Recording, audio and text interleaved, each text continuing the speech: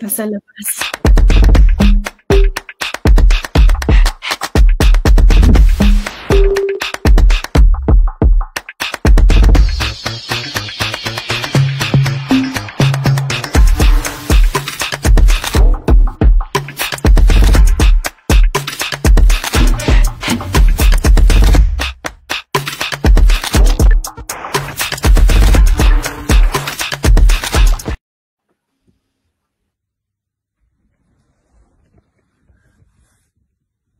Ay, gusto ko talagang magpatayo ng online business. But I don't know how to start. Ay, naku, nakaka-overwhelm.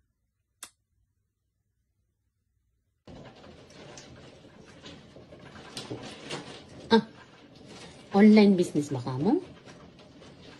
Pwede ba yung walang puhunan? Alam nyo guys, gusto ko talagang umpisahan ang online business. Pero grabe, wala akong idea kung paano ito sisimulan. Para bang nakakalula? Yes! Oh, diba? Ang galing na Irene doon. Natural na natural. Diba? May pahaha talaga siya. Anyway, good morning, good afternoon, good evening sa lahat. Welcome po again sa aming live session. Kaway-kaway naman tayo dyan. Hello, mga ladies. Hello! Ciao! Yes. Kasama natin ang mga empowered women. And again, napaka-interesting ang ating topic. Why mindset matters in digital business. Kung napansin nyo, meron kaming konting drama effect na mga pang-famas nating mga star. Lahat sila, alam mo yun, yung parang nag-wonder sila kung anong gagawin nila, na-overwhelm, paano nila mag-start yung business. So, which is related naman sa ating topic for today. Bakit napaka-importante yung mindset. Kaya we are all thrilled to have you here. Kung sino man naka-tune in ngayon dyan, welcome po. Whether you are just starting already on a digital business, or kung ano man yung mga goals nyo dyan, this discussion will hopefully inspire and empower you para ma-cultivate yung right mindset for success. Ako po si Malu, ang iyong host for today at a proud digital business owner, and I'm excited para i-guide kayo sa ating powerful conversation. So, before we start, kung kayo ay looking for whether it's financial freedom, more time with family, or breaking free from 9-to-5 routine, here's the truth. Success starts with the right mindset, di po ba? So, ngayon, we have incredible panel of, ating mga fellow online business owners to share their insights, and experiences kung paano yung mindset, paano nagpo-play ng role sa ating mga journey. So, before we dive in, let's meet our fellow business owners, online business owners. So, ladies, please introduce yourself and share a little bit of your journey. Let's start with Sis Sherry. Hello, I'm Sherry from Canada. I'm a wife. I'm a farm mom. I have a dog, a little dog, and I'm a working nurse and a digital business owner. So before I started this business, my mindset is everywhere. So now I can tell that my mindset is really good because of this of our business. So shifting my mindset was a game changer, helping me to create a life freedom and fulfillment. So this business has helped me grow in so many ways. I can't wait to share how it transformed my journey and helped me thrive. Thank you, Sis Sherry. Yes, hello everyone. Ciao a tutti. Bonsoir tout le monde. Ako si Tess. Yes. I used to believe that success was only for the people with special skills or business experience. But I realized it's all about the right mindset and, of course, to take action.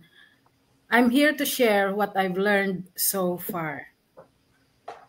Yes. Thank you, Sis Tess.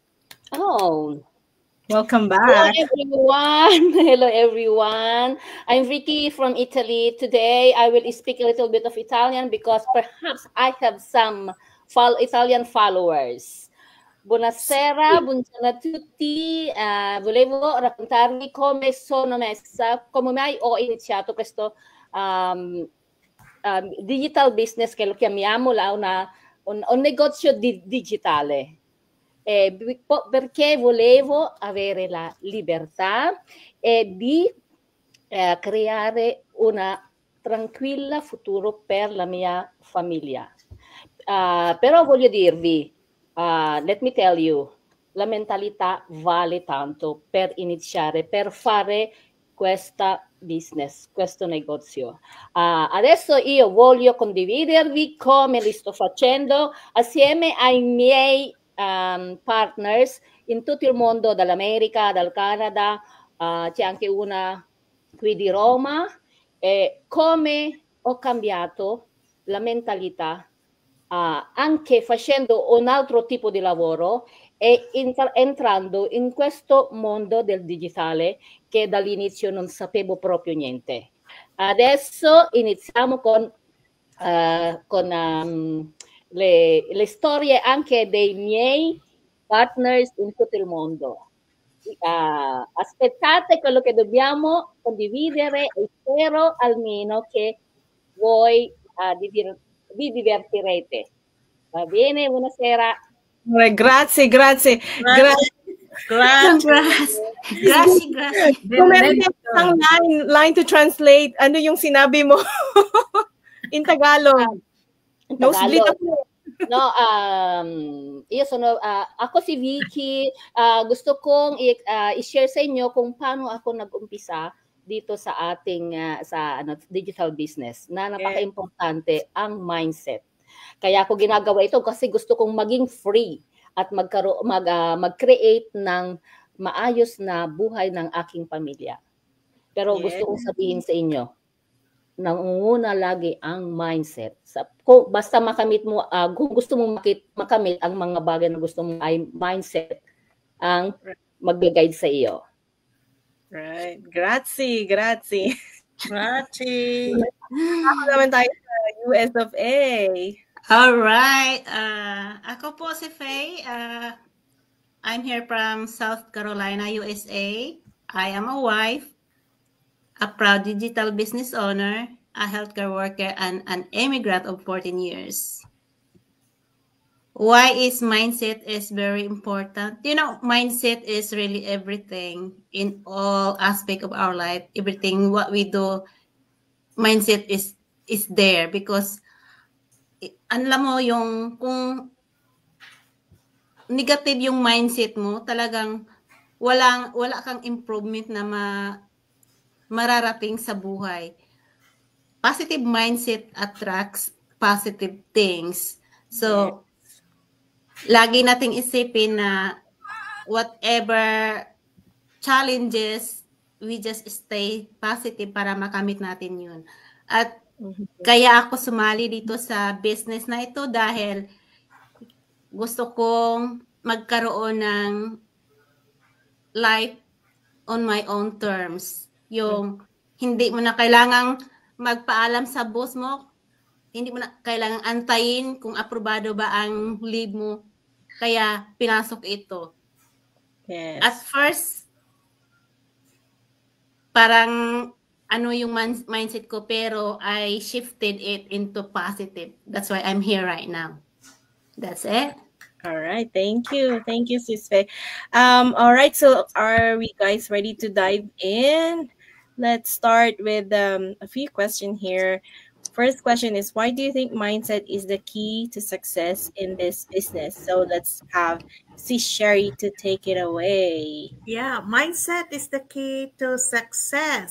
So remember, success in a home-based digital business is not just how good you are, your strategy, but it's all about mindset, your ability to stay confident, consistent, and resilient. It will determine how far you go. So let's overcome with these challenges. So early on, doubts creep in. I doubted too. I don't know if I can do this, but can I really do this? I said to myself, because I don't have experience. I don't know what is the digital business all about. But shaping my mindset, but shifting in my mindset from fear of failure, because I'm always saying, what if I will fail, right? To possibility of success, change everything. So I changed that fear into opportunity, or grabbing opportunity, or thinking about the possibility of success in this business. So challenges became a lesson for me, not just a roadblocks. So in order for you to succeed in this business, rather, you have to build your confidence and be consistent in running your own business. So confidence grows when you trust your value, how worthy you are to run this business. Yes, we are worthy to run this business, and show up despite of fear. When I started, I really don't know. I'm scared to face the camera, but because we are in attraction marketing, so we have to learn as well to attract people, because otherwise we will not be succeed in our business. So many quit in this business as well. Many quit when results aren't instant. Remember, the result is not instant. I do, but when I started this, I have a doubt, but I challenged me, like, I have to go, I have to do this, because otherwise I will not know if I will succeed. So, but in order for you to succeed, you have a strong mindset to keep consistent, small steps at a time, and then eventually you have a big wins in this business. So if you don't believe success is possible in your mindset, if you don't believe, you won't take action in this business. But if you believe this business will change you, and with a good mindset, you will succeed. We have so many business owner here that you can see the result, and even us here. So look at us personally. We grow in this business because we have all the same mindset. Mindset is everything. Mindset shapes your results. Believe, show up, and success will follow. So you ask yourself, what mindset shift has helped you the most? For me, my mindset changed because of learning. I learn with our trainings, and I learn with my business owners. So I look at them as my inspiration, and also as my motivation. So stayed focused, growth, surround yourself with positive influences, and keep yourself, keep pushing yourself. That's the key. Your proper mindset is the key for success. I think that's all. Yay, thank you. That was really awesome, Ate Sherry. Ika nga, it's not how good you are, sabi mo nga, or having the perfect strategy. It's all about yung mindset natin. Kasi nakikita natin yung mga ibang successful business owners na katulad natin, at dahil sa pag-shift ng mindset nila, nagkaroon ng changes. Tapos meron pa nga tayong mga training, may mentorship, sabi mo nga. So nandun lahat yung mga nakakakuha tayo agad ng mga inspiration from fellow online business owners, at saka yung doubts. I think normal lang talaga yun, diba? Yung doubts and fears. Kasi kung papalitan natin yung fear into belief, ma-overcome natin lahat ng mga challenges at saka resilience. So, napakadaming takeaways. Unang question pa lang, ang dami na nating takeaway. And being consistent, yung taking small steps, I love that. And of course, surround yourself with the right people, ika nga. So, anyway, all right. So, madako naman tayo. What are the biggest mindset challenges you faced? I believe this one goes to Ate Tess, right? Yes, that's my part. Yung pinakamalaking mindset challenges sa akin is yung lack of self-confidence. Tapos yung hindi ako masyadong nakikihalubilo or nakikipag, chatting in a groups. But ito yung napakahirap kong in-overcome dahil minsan yung ang isip ko noon is parang alam mo yung hindi mo maaalis yung parang doubt ka sa tao o yung ayaw mong tanggapin na may mas mataas sa iyo. Napakahirap mong anuhin yon na may mentor nagtuturo kung anong kuan mo dahil my experience is laging I always do the business, at laging nag-handle ako ng mga tao. But then ako yung hinahandle. Napakahirap kong tanggapin noon yon. But because of the ang tawag dito yung step-by-step training na provide ng ating business,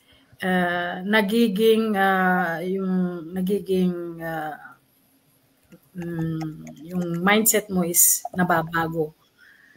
Kung noon dati ay mataas ang mo sa sarili mo, ang tingin mo sa sarili mo, yung mga webinars, yung mga trainings is inaano niya ito sa magiging humble, At isa pa yung about sa mentorship, hindi ako gaanong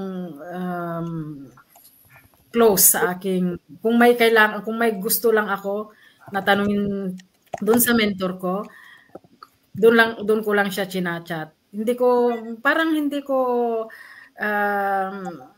ang tingin ko sa sarili ko kaya ko. But then hindi pala 'yon. Kasi hindi magwo-work yung business mo if you do that alone.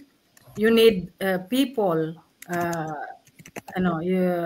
who has positive mindset, and especially yung mga taong gumagawa ng kagaya nito na business. So you need to surround yourself with those positive people.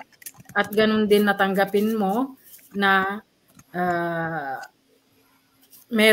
meron kang hindi kayang gawin na kayang gawin ng iba. So napakaganda dito yung get together or gaya ng ginagawa natin. And then dun sa group na makipag-participate. So napakagandang nito dahil they are the one helping you to build your business at hindi lang natin ito nagagawang sa atin lamang. So yung maiaano ko lang yung positive mindset is napaka-importante para mag-work yung ating business. So kailangan mong baguhin yung mindset mo talaga na minsan tayo ay hindi natin namamalayan is hindi na natin napapalayo na tayo doon sa dapat nating ginagawa doon sa kasi yung mga trainings na inaano sa atin is para sa ating ikabubuti at saka ikasusulong sa ating mga business. So napakaganda na yung ganitong mga pagkakaroon ng mga grupo is isa ito sa pag-motivate sa iyong mindset. Salamat at yun lang. Yeah, thank you so much, sisters. Yeah, napaka-importante yung makipag-socialize tayo. Although, lahat naman tayo at some point nawawala yung self-confidence natin, which is pretty normal naman, di po ba? And then, kapag yun nga, sabi mo nga, nung umpisa, akala mo kaya mong gawin, pero dahil nga hindi ka sanay na may mentor na nag-guide sa'yo dahil akala mo pero sabi nga, no man is an island, di po ba? So, magandang inspiration din sa atin yun na hindi naman lahat kailangan mong gawin ng solo, ika nga. You have to be open to learning from others at i-surround mo yung self mo with people with a positive mindset. Although hindi siya comfortable sa umpisa, pero I'm glad na na-realize din ni Sis Tess na the growth happens when you allow others to guide you, of course. And you don't need to do it alone. Ika nga. At this business is talagang, it humbles you, ika nga. So, ayun. And who's the next one? How do you stay motivated when things get tough? Ciao. Diba? Kailan haluan mo na ng konting Italian. Hindi naman purong Italian din. Manusblid. I want to share you something. Alam mo yun, parang nakakahiyang i-share yun, pero yun ang totoo. Mas maganda yung sabihin ko ang totoo. Yeah. Kasi nga ako ay businesswoman, no?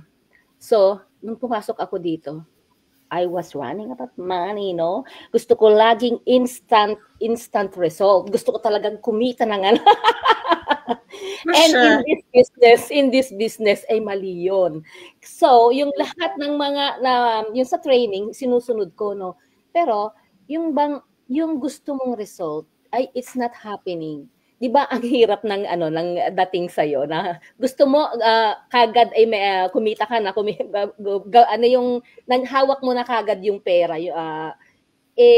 yun ay isang pagkakamali dahil nung napakinggan ko na lahat ang mga trainings, hindi pala ganoon. You have to do it step by step. You have to do it consistently. Yung unang pasok ko dito, wala kasi akong yung mentor ko kasi pareho kami ng business, pareho kaming busy. Yung bang may mga bagay na gusto ko sanang malaman, hindi ko alam at nahihiya akong lumapit. Nahihiya at nahihiya akong magtanong, no? Kaya sabi ko, naku, baka sabihin nito, napakatanga naman ito, hindi nakakaintindi. Pero mali yun. Mali yun dahil, alam mo, may mga bagay na ang pag-akala mo ay alam mo, no? Kailangan ka ding makinig sa ibang tao.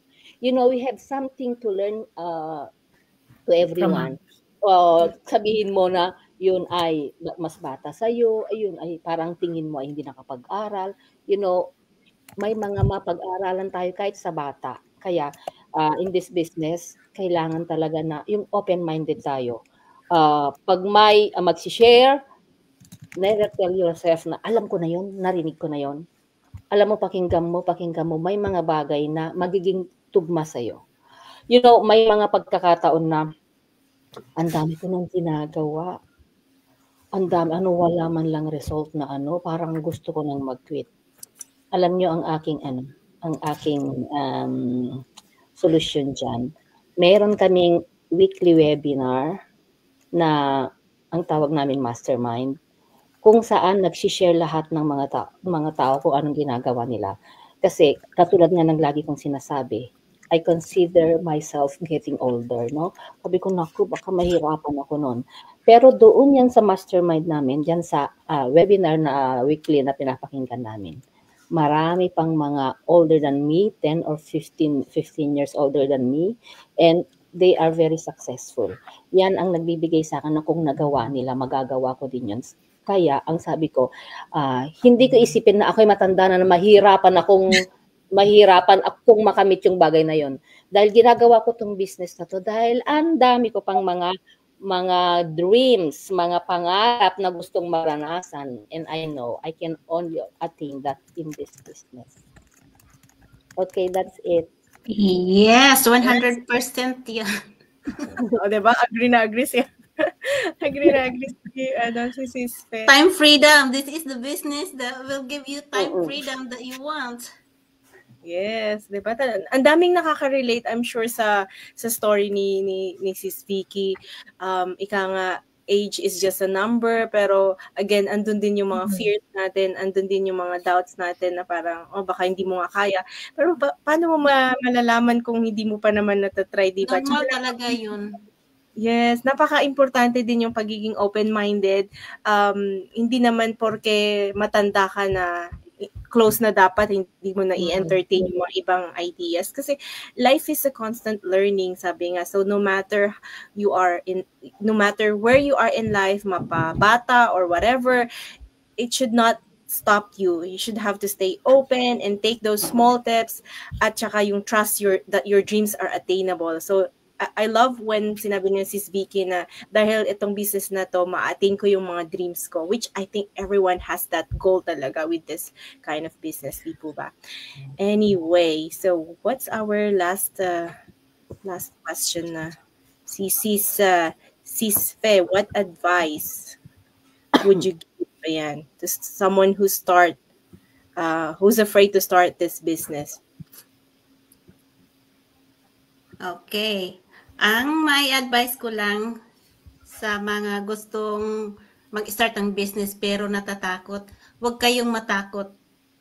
Don't be afraid of uncertainty. Don't be afraid of failure, and don't be afraid of judgment.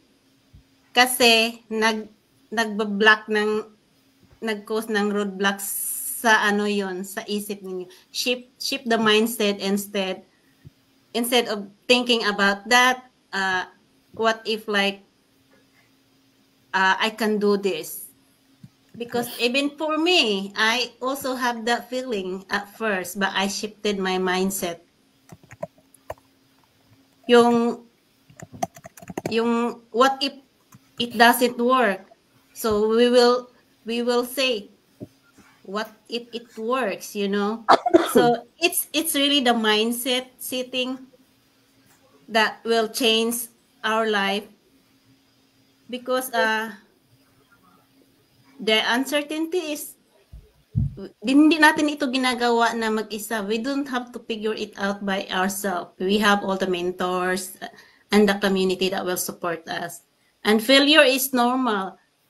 We will feel that way, but also we learn from failure. That's how we grow. And judgment from others, don't care. They don't pay our bills, Cabs. So don't care talaga of judgment. You can judge. So just don't let these are the roadblocks really into our everyday, life. But as long as we shift our mindset and focus on the positive, things will shift and will grow better. That's it. Yes, I love it. So totoo yan yung wag mong hayaan mo silang mag-judge. Kasi gano'n naman yata talaga pagka nag-iiba na yung mindset ng tao. Madaming mag-judge sa'yo along the way, which is nasa yun na kung tatanggapin mo or just shake it off, diba? Sabi nga ni Taylor Swift. Anyway, kung nasaan ka man ngayon, dun ka dinala ng thoughts mo, dun ka dinala ng mindset mo, ika nga. So, napaka-importante talaga na i-rewire natin ang ating mindset sa tamang paraan at sa tamang mindset, ika nga. Anyway, meron pa po ba kayong mga gustong idagdag, mga ladies? Anyone who wants to add? Don't be distracted. Don't be distracted. Just focus. That's a great mindset. Yes. At I think wag din natin kakalimutan laging andun yung faith natin, 'di ba? Yung magdasal tayo, or especially where you're in doubts, andun pa rin yung prayers, lagi natin isasama yan kasi iba rin ang nagagawa ng prayers pa din. And of course, yung right mindset. So anyway, what an inspiring discussion we had today again, mga ka-empowers, and thanks sa ating mga fellow ka-empower women, kay Sis Sherry, reminding us na the right mindset is, of course, overcoming challenges and achieving growth. Kay Sis Tess, you're not alone. Sabi nga, you have your mentor, you have to surround the right people around you. And Sis Vicky, age is just a number. But then when we think of our whys, yung mga goals natin, everything is attainable with this online business. At of course, si Sis Fe na Kebs lang, walang pake sa mga judgmental dyan. And of course, yung failures, ika nga, lahat naman, yan, nagiging stepping stone natin yan sa success. And of course, ano pa ba yung ating napaka-inspiring. I would like to have another session of this one again. Hopefully, maka-join yung ating ibang ka-empowered women. And again, thank you so much sa lahat po nang nag-join for us at naka-tune in for today sa ating mga million followers.